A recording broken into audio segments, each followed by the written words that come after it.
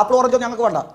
Apple ഓറഞ്ചൊക്കെ ഞങ്ങൾക്ക് മേടിച്ചു കൊടുക്കാൻ നന്നായിട്ട് അറിയാം. അതുകൊണ്ട് ഇങ്ങനെയൊന്നൊരു മാധ്യമ മുറിയിൽ വന്ന് ഒരു ആരോഗ്യവകുപ്പ് മന്ത്രി പരിക്ക് പറ്റിയിട്ട് ഡോക്ടർമാരല്ലേ അവർക്ക് എന്ത് പറ്റിയോ? CPM ആണോ പ്രസ്താവന ഇറക്കേണ്ടത്? നിങ്ങൾ ഒരു രാഷ്ട്രീയ പ്രവർത്തനത്തിന്റെ ഭാഗമായി നിങ്ങൾ ഇവിടെ വന്നിരിക്കുന്ന ആളല്ലേ? ഇങ്ങനെയാണോ പരിഹസിക്കേണ്ടത്?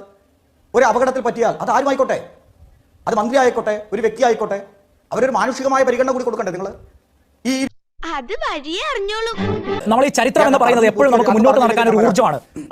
ആ ഊർജ്ജം എല്ലാവരെയും വഴികാട്ടണം. അതുകൊണ്ടാണ് ഞാൻ പറയുന്നത്, ചരിത്രത്തിൽ CPM ഈ രാഷ്ട്രീയ മര്യാദ തിരിച്ച് കോൺഗ്രസ്സുകാരോടും കാണിച്ചിട്ടില്ല ഇതുപോലുള്ള സന്ദർഭങ്ങളിൽ.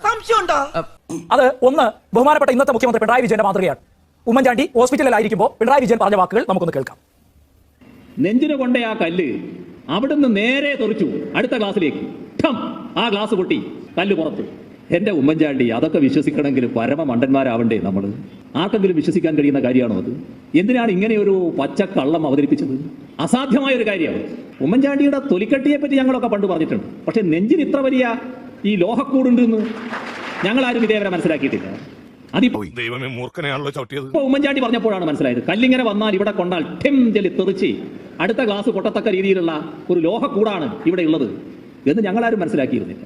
കുറച്ചൊരു ഉപ്പും കൂട്ടി വിടുങ്ങാൻ പറ്റുന്ന നുണ ആളുകൾക്ക് കൊടുക്കണ്ടേ? ഈശ്വര, ഇനി എന്ത് ചെയ്യും?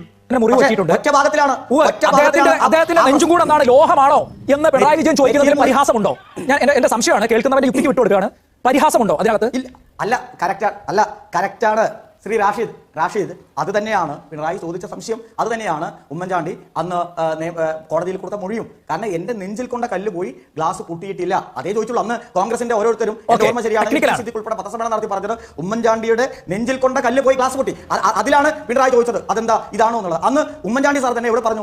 ഇവിടെ പറയുന്ന പ്രശ്നം അതല്ലേ, ഈ KSUക്കാരുടെ കയ്യോ അല്ലെങ്കിൽ അവരുടെ കയ്യിലുള്ള പൊടി കെട്ടിയ വടിയോ പോലുള്ള ഒന്നും മന്ത്രിയുടെ ദേഹത്ത് കൊണ്ടിട്ടില്ല എന്നല്ലേ പറയുന്നുള്ളൂ. ബാക്കിയുള്ളവർ അതിനുള്ള വിഷ്വൽ ഇല്ല എന്നല്ലേ പറയുന്നുള്ളൂ. വിഷ്വൽ ഉണ്ടെങ്കിൽ അത് കാണിക്കൂ. അപ്പൊ നമുക്ക് ആ പറയുന്നവരോട് ഇതേ ചോദ്യം അങ്ങോട്ട് വയ്ക്കാം. അതെന്താ അവിടെ നിങ്ങൾ സ്വീകരിക്കുന്ന ന്യായം ഇവിടെ സ്വീകരിക്കാൻ പറ്റാത്തത്? ഇവന് കുറച്ച് ബുദ്ധി ഉണ്ടായിരുന്നെങ്കിൽ മന്ദബുദ്ധി എന്നെങ്കിലും വിളിക്കായിരുന്നു. അതും ഇല്ലാതായി.